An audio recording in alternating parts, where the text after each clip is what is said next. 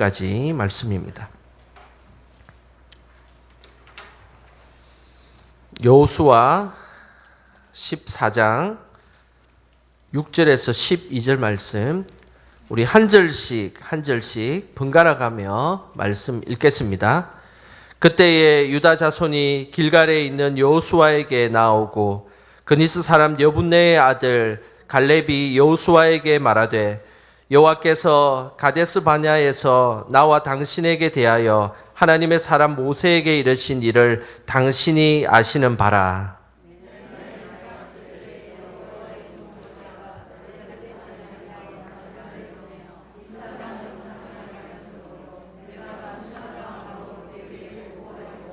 나와 함께 올라갔던 내 형제들은 백성의 간담을 높게 하였으나 나는 내 하나님 여호와께 충성하였으므로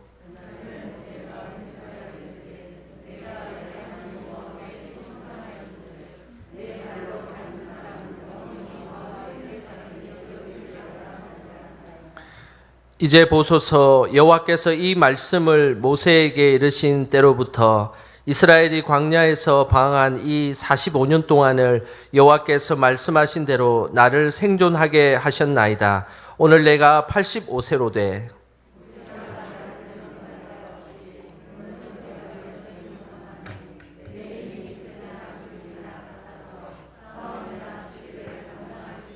같이 읽겠습니다. 그날에 여호와께서 말씀하신 이 산지를 지금 내게 주소서. 당신도 그 날에 들으셨거니와 그곳에는 아낙 사람이 있고 그 성읍들은 크고 견고할지라도 여호와께서 나와 함께 하시면 내가 여호와께서 말씀하신 대로 그들을 쫓아내리이다 하니. 아멘. 우리 옆 사람에게 인사하는 시간 갖도록 하겠습니다. 하나님이 기뻐하시는 자리에 오셨네요. 이렇게 인사 한번 하겠습니다. 정말입니다. 하나님이 기뻐하시는 자리에 오셨습니다. 너무 잘 오셨고 축복하고 환영합니다. 이전에 제가 총괄 교육 목사로 있을 때였습니다.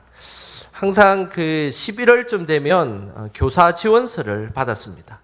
다음 세대 교사로 섬긴다는 것이 힘들지 않습니까? 하지만 그것을 알고도 지원하시는 분들로 인해서 참으로 감사했던 시간이 있었습니다.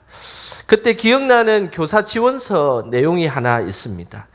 어떤 집사님 한 분이 교사 지원서에 글자를 하나 썼는데 어떤 글자를 썼냐면 이렇게 썼습니다.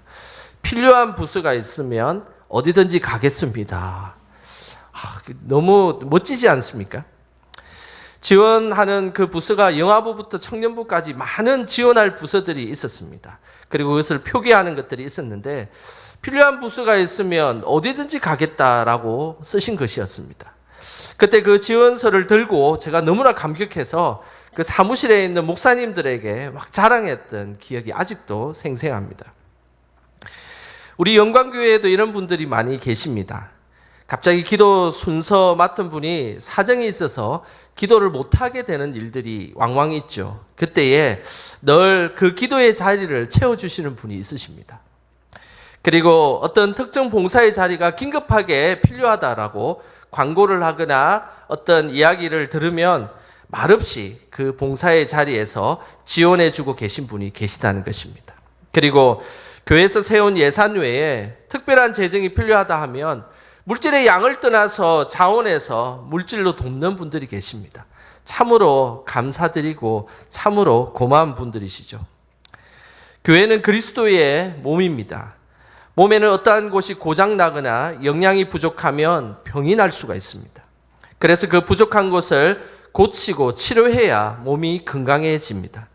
고치고 치료하는 자리는 어쩌면 매우 힘든 자리입니다. 누군가가 가려고 했을 때 별로 가고 싶지 않는 그 자리가 바로 치료하고 고치고 채우는 자리입니다. 하지만 그곳은 바로 하나님이 기뻐하시는 자리입니다. 오늘 이 밤에 그 하나님이 기뻐하시는 자리에 우리 모두가 서 있기를 주님의 이름으로 소망합니다. 오늘 본문은 하나님이 기뻐하시는 자리에 평생 살았던 한 인물이 있습니다. 그 사람은 바로 갈렙이라는 사람입니다.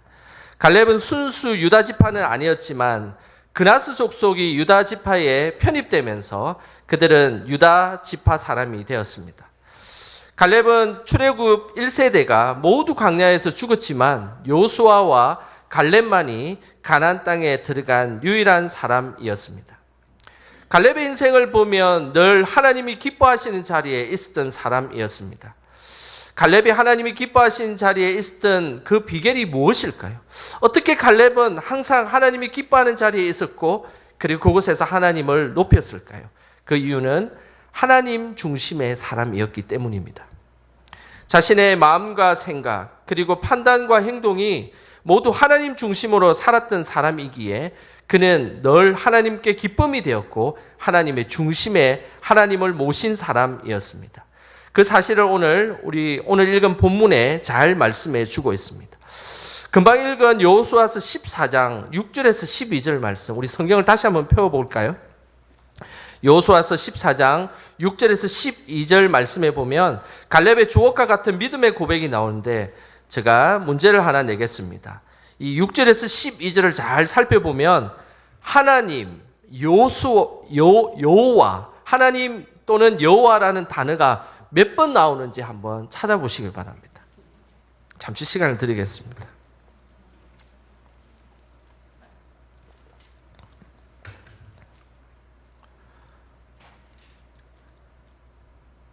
하나님, 여호와라는 단어가 모두 합쳐서 몇 번 나옵니까?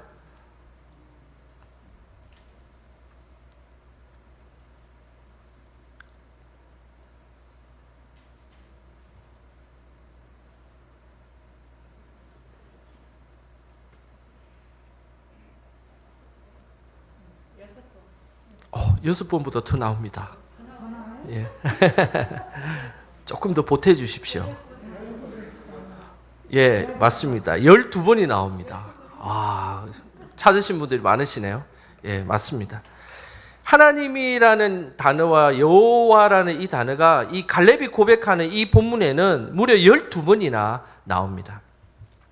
늘 갈렙은 하나님 또는 여호와라는 이 말을 입에 달고 있었습니다. 언제나 하나님, 하나님, 여호와, 여호와라는 이 말을 항상 입에 달고 있었고 그리고 표현했던 사람이 바로 갈렙입니다.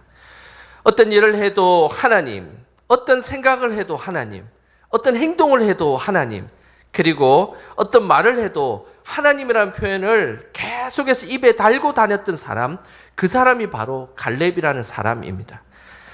자신이 잠재되어 있는 무의식 속에 온통 하나님으로 가득 차 있었던 사람, 그 사람이 바로 갈렙이었고 바로 그 사람이 하나님 중심으로 살아가는 자의 모습입니다. 프로이드라는 학자가 이런 이야기를 했습니다. 인간의 의식보다 무의식이 더 큰 세계가 있다라고 이야기를 했습니다. 그림을 하나 보여드리도록 하겠습니다. 이 사진은 빙산의 모습입니다. 우리가 잘 아는 빙산은 항상 우리 눈에 보이는 빙산은 불과 얼마 되지 않습니다. 그런데 항상 빙산은 그 밑에, 바다 밑에 아주 큰 덩어리가 항상 존재하는 것이죠. 그래서 프로이드라는 학자는 우리가 의식과 무의식이 나눠진다면 의식은 조금밖에 되지 않고 무의식이 더 큰 범위를 차지하는 것이 인간이다라고 이야기를 했습니다. 그래서 중요한 것은 우리의 삶 속에서 이 무의식 속에 우리가 어떤 것을 채우고 살아가느냐가 너무 중요하다는 것입니다. 항상 무의식 속에 부정적인 것으로 가득 차 있는 사람은 드러나는 의식 속에 부정적이고 불평하고 불만하는 것이 표현된다는 것입니다. 그리고 항상 무의식 속에 슬픔이 찾아 있고 그리고 그 무의식 속에 그냥 부정적인 그런 어떤 감정들이 많이 쌓여 있으면 드러나는 의식은 우울하고 불안해진다는 것입니다. 그래서 우리는 무의식을 잘 관리하는 것이 필요합니다. 무의식은 아무것도 없는 곳, 그런 곳에서 자기가 평소에 하는 말들, 그리고 생각하는 것들, 행동하는 것들이 차곡차곡 쌓여서 그 무의식에 존재한다는 것을 우리는 기억하셔야 됩니다.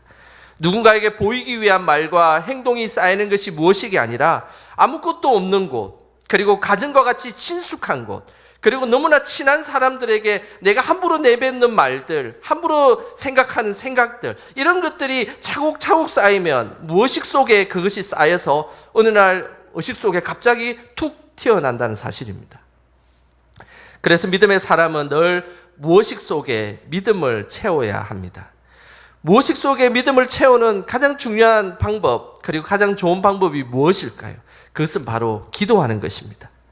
기도를 통해서 하나님의 생각을 채우고, 기도를 통해서 하나님의 언어를 채우면 우리 인간의 가지고 있는 그 무의식 속에 믿음의 것이 가득 차서 항상 나의 삶에 무슨 이야기를 해도 하나님, 무슨 이야기를 해도 여호와, 이런 표현들을 하게 되어 있다는 것입니다.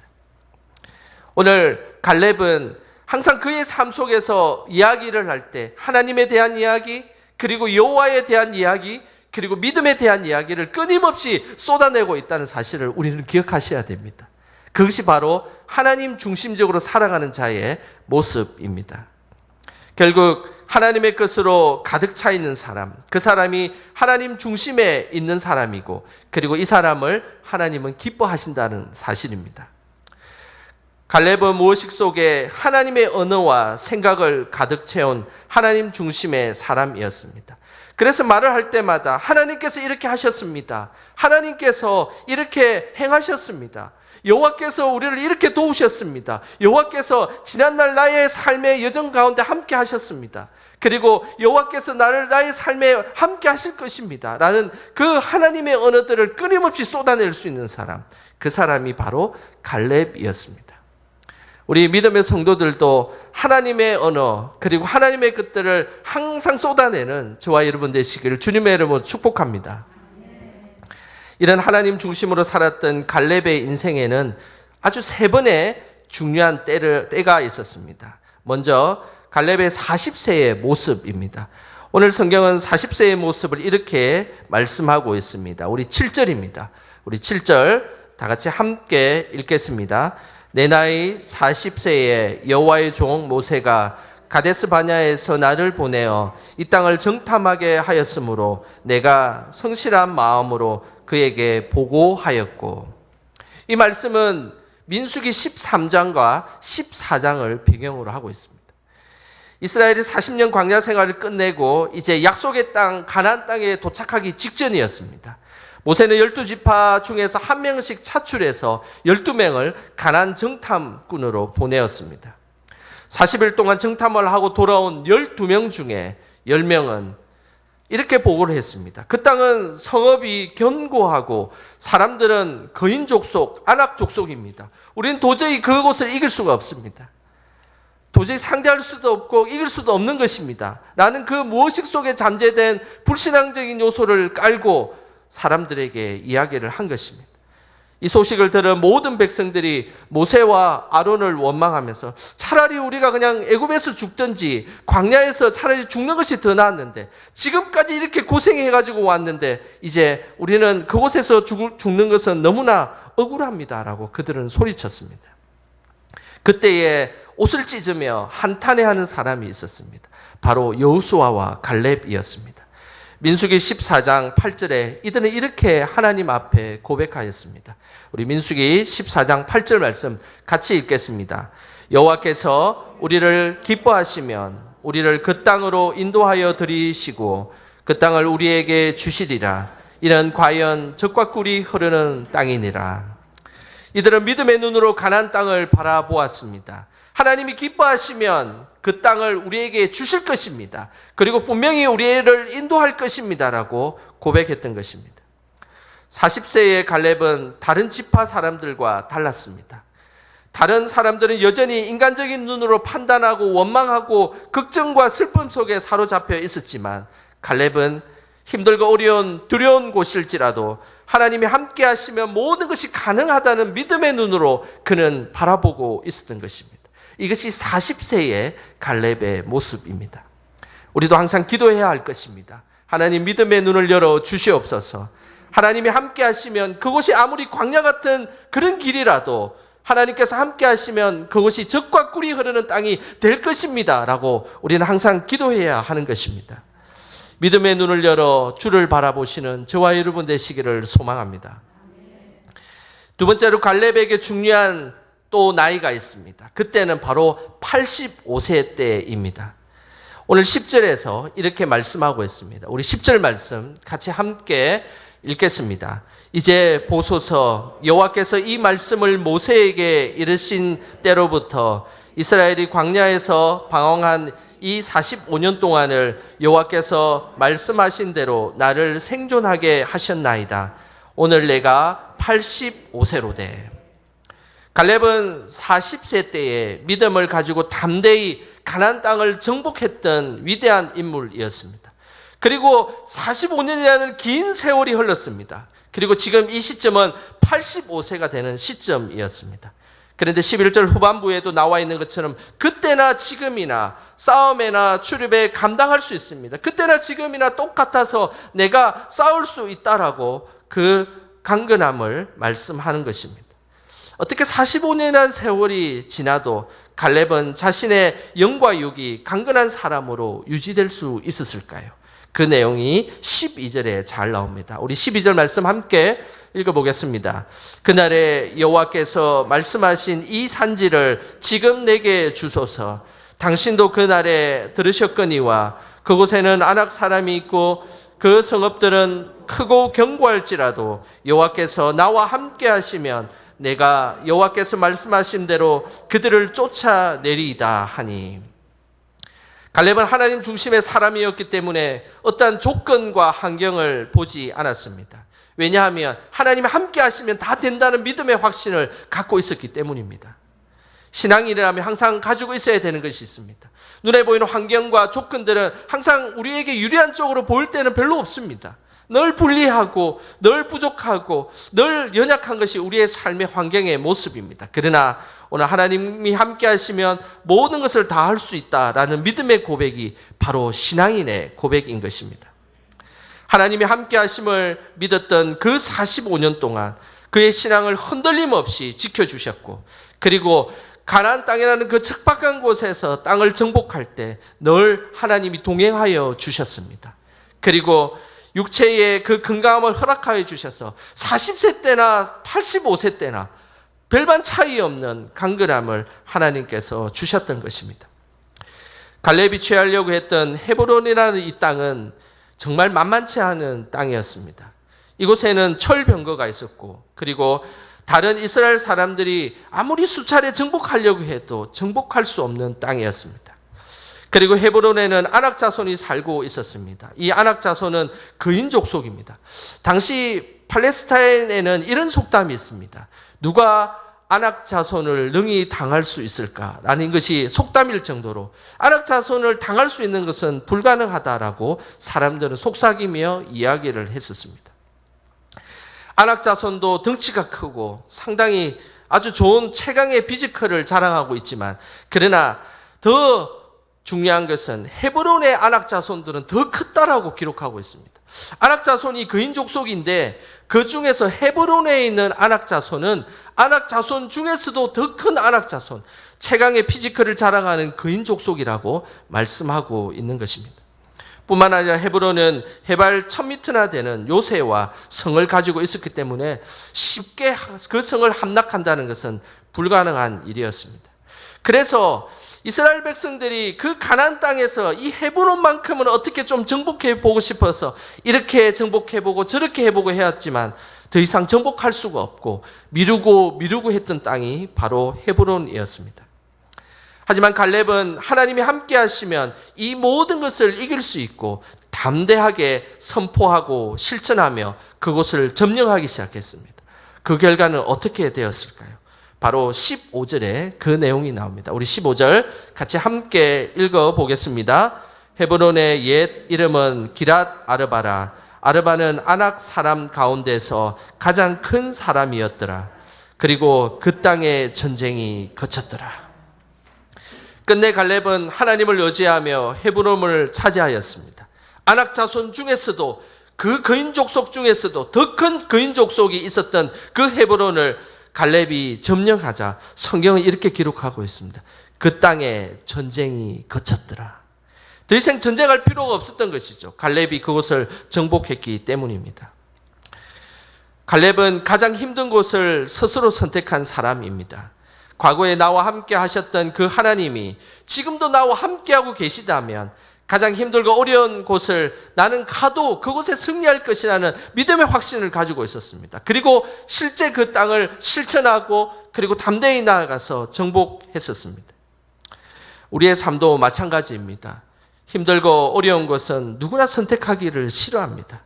그곳에 가라 그러면 이런 이유 때문에 나는 그곳에 갈 수 없습니다. 그 일을 좀 해주시면 좋겠습니다. 나는 이런 시간 때문에 시간이 없어서 해줄 수가 없습니다. 그 일을 좀 해달라고 하면 우리의 삶의 자리에서 왠지 모르게 부담이 되고 때로는 사람이 걸리기도 하고 때로는 여러 가지 환경들이 걸리기도 합니다. 그런데 오늘 갈렙은 하나님이 함께 한다면 내가 그곳에서 그 일을 하겠습니다는 믿음의 고백을 하였고 그리고 그 믿음의 고백을 통해서 그곳을 점령하며 하나님 앞에 영광을 돌렸다는 사실입니다. 우리의 삶에 우리는 끊임없이 우리는 부담스러운 것이 우리에게 찾아왔을 때는 그것이 참으로 감당하기 힘들 때가 많습니다. 그러나 기억하시길 바랍니다. 하나님이 그곳에 계시고 그리고 우리와 함께하고 계시고 그곳에서 승리케 해주신다면 우리는 그것을 부여잡고 나아갈 때 하나님은 그 땅의 모든 것을 그치게 하셨던 그 은혜가 우리에게 임하게 될 것입니다. 오늘 갈렙의 세 번째 갈렙의 때입니다. 대부분의 갈렙의 말씀과 설교는 여기까지 하고 끝이 납니다. 그런데 사실 갈렙에게 숨겨진 삶의 모습이 한 곳이 더 있습니다. 그것은 여호수아 20장에 보면 하나님은 부지 중에 살인을 한 사람들을 보호하기 위해서 도피성을 만들 것을 요구하십니다. 그래서 지파들 중에서 하나님이 지명해서 도피성이 필요하니 6곳의 도피성을 이제 땅을 반납하라는 요구를 하게 됩니다. 그때 하나님이 필요한 도피성의 땅의 이름이 여호수아서 20장 7절과 8절에 나오는데 우리 화면을 보시면서 우리 함께 읽어보겠습니다. 이에 그들이 납달리의 산지 갈릴리 게데스와 에브라임 산지의 세겜과 유다 산지의 기랏 아르바 곧 헤브론과 여리고 동쪽 요단 저쪽 르우벤 지파 중에서 평지 광야의 베셀과 갓 지파 중에서 길랏 라못과 므낫세 지파 중에서 바산 골란을 구별하였으니 이 화면을 계속 좀 보시길 바랍니다. 오늘 여기에는 6개의 도피성이 나옵니다. 먼저 7절을 보면 7절은 요단 서편에 해당되는 겁니다. 세 곳이 나옵니다. 게데스, 세겜, 헤브론이라는 세 곳의 도피성이 나오고 그 다음 8절에는 요단 동편에 해당되는 세 곳이 나옵니다. 베셀, 길랏 라못, 바산 골란입니다. 근데 7절을 다시 한번 보시기 바랍니다. 7절에 보면 눈에 띄는 줄을 하나 꺼놨죠. 어떻게 꺼져 있습니까? 한번 읽어보겠습니다. 유다 산지의 기랏 아르바 곧 헤브론. 이 헤브론이 어디입니까? 바로 갈렙이 정복한 땅이 바로 헤브론입니다. 갈렙은 목숨을 바쳐서 아낙 자손들 중에서도 최강의 피지컬을 자랑하는 그 아낙 자손 중에서도 강력한 아낙 자손을 무찌르고 이겼던 사람이 바로 갈렙이었습니다. 목숨을 바쳐서 평생 삶의 모든 것을 투자해서 어쩌면 지금 당장 죽을 수도 있는 그 절체절명의 상황에서도 헤브론을 지키기 위해서 믿음으로 전진하며 정복했던 땅, 그 땅이 바로 헤브론이었습니다. 하지만은 하나님께서 여호수아를 통하여서 도피성을 만들라는 그 명령에 기꺼이 갈렙은 헤브론을 내어주었다는 사실입니다. 자신이 목숨을 걸고 차지한 땅을 선뜻 내어놓기는 쉽지 않았을 것입니다. 하지만 갈렙은 주저없이 그 땅을 내어놓았습니다. 자신이 노력해서 얻은 땅이지만 그 땅의 주인이 하나님이시기에 그 땅을 또 다른 용도로 사용하게 되었을 때 자신의 권리를 주장하지 아니하고 바로 그것에 하나님께 바쳤던 인물, 그 사람이 바로 갈렙이었습니다. 갈렙의 전생일을 돌아보면 항상 하나님 중심의 사람이었습니다. 그는 믿음의 과거를 자랑하지 않았습니다. 이전의 신앙생활의 영웅담을 통해서 과거의 이야기를 하는 사람이 아니었습니다. 항상 현재 시점에서 하나님께서 주시는 은혜에 충성하였고 매일매일 매 순간 믿음의 영웅으로 살아갔던 사람, 그 사람이 바로 하나님의 사람 갈렙이었습니다. 우리도 평생을 두고 아무도 가지 않는 곳, 아무도 봉사하지 않는 곳에서 하나님의 역사를 써내려가는 저와 여러분 되시길 주님의 이름으로 축원합니다. 이 시간 우리 함께 찬양하며 기도하는 시간 갖도록 하겠습니다. 오늘 이 찬양의 가사대로 주님이 주신 땅으로 한 걸음 한 걸음 나아갈 때 하나님께서 분명히 그 땅을 주시는 그 은혜가 오늘 찬양과 우리의 믿음의 고백이 되시기를 소망합니다.